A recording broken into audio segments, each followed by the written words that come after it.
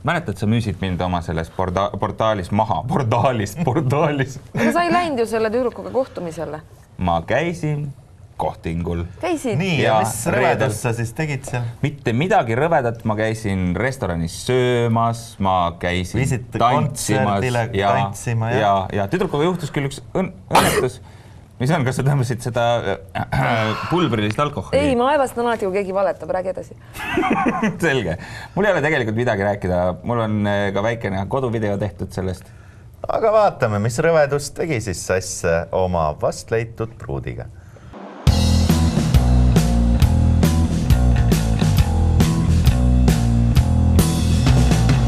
Ärevusest üle keha surisedes leidsin läbi häda öisest Tallinnast üles kohtingupaigaks määratud restorani Laine.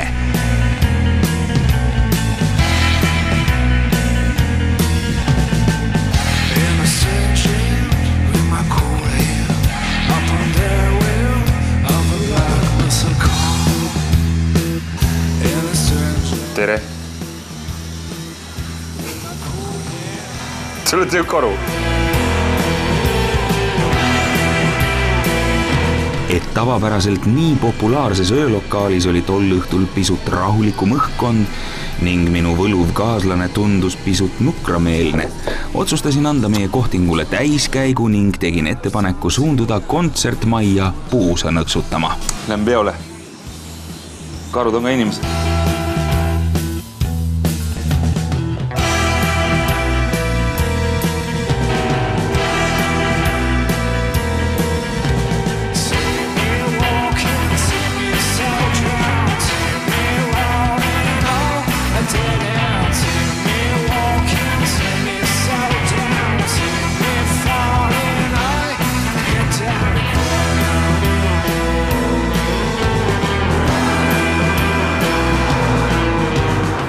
Tervist! Kas karu tohib panna kõrvalistmele?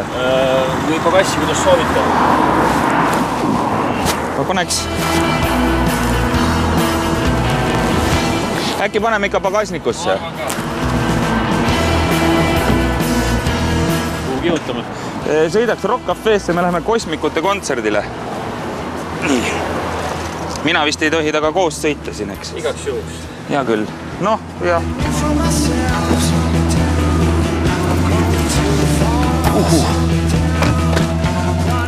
Tere õhtust.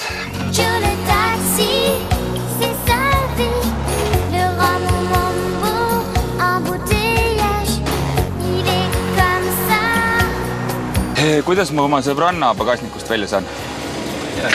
Ma hästi aitas. Ole nii kena. Ei lase magada. Ei lase magada. Ei lase magada. Tervist. Tervist.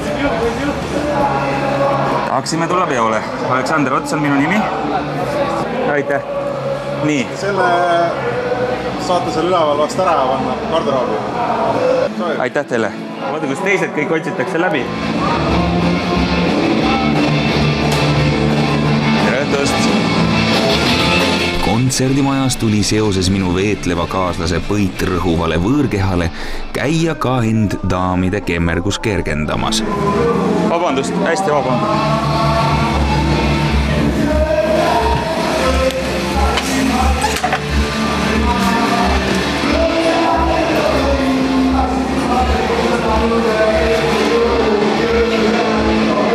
Selle ma võtsin kodust kaasa.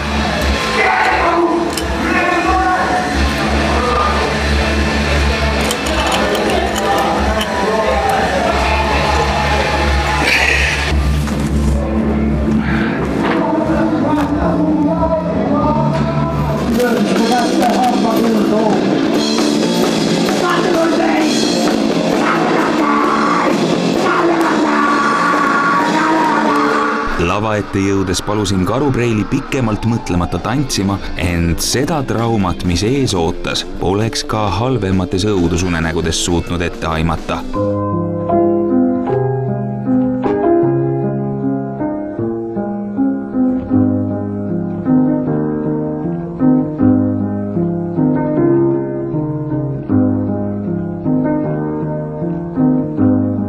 laibast tuli aga kiiresti vabaneda.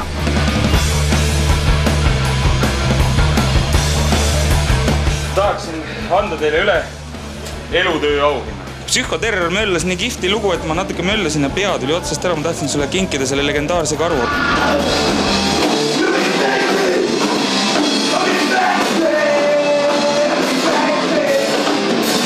Miks kosmikud kokku tulid, kui nad lubasid lõplikult laiali minna? Ei lubanud lõplikult laiali minna.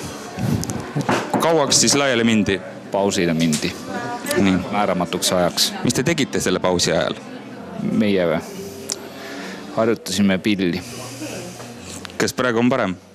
Ma ei tea, eks kuulake. Kas see vastab tõele, et kosmikud läksid pausile ka just täpselt sellepärast, et tegelikult muusikal esiteks ei ole turgu ja teiseks ei ole tahtjaid või miks te üldse läksite sinna pausile? No, unustame igasugused turud ja kõik ära, muusikat ei tehta turu pärast, muusikat tehakse ikkagi vähemalt meie loominguline kollektiivide muusika pärast ja sellepärast, et see on tore teha. Kui bänd on 15 aastat vana, on paratamatult selliseid hetki tuleb, et peab lihtsalt puhtalt füüsiline asi ka, et me oleme ise ka vanemad, et me oleme kõik juba 40-sed ja natuke üle. Kui peaks juhtuma see, et Venemaa tungib Eestisse ühel hetkel sisse, kas kosmikud on üks nendest bändidest, kellest saab laulva revolutsiooni osa? Ei. Sina oled seal Soomes? Ei, me ei ole kunagi mingi poliitiliselt ja ühiskonnaliselt erilist. A miks? Minu arust see ei kuulu rockmuusikasse meie jaoks. Meie jaoks on rockmuusikal hoopis muu tähendus, et minu arust sellised sotsiaalsed ja sellised poliitilised sõnumid, need olgu nende jaoks, kes seda teevad. Kaua te ei ole nüüd laval käinud praegusest hetkest peale? 1,5 aastat, aga siis oli vahepeal oli mingi 3 Soome kokkulepikut kontsertit ja siis oli üks mingisugune Setumaa mingi. See on sul mingi siuke tunne ka, et nagu jalg väriseb, et tunned, et oleks nagu natukene närvis või midagi ootat, et ei tea, mis juhtub või oled täiesti chillilt niimoodi siin ülikorraga, nagu sa proovid välja paista. Kaamera tuli kohale, on ju, ja põhimõtteliselt viis keskendumine kontserdid natuke eemale, loodetavasti ta ei vii nii kaugele, et kontsert perse läheb. Nojah, siis olen mina surnud. Ja siit moraal. Ütleb ju vanasõnagi. Ennem saab hundist hobune kui karust koduloom.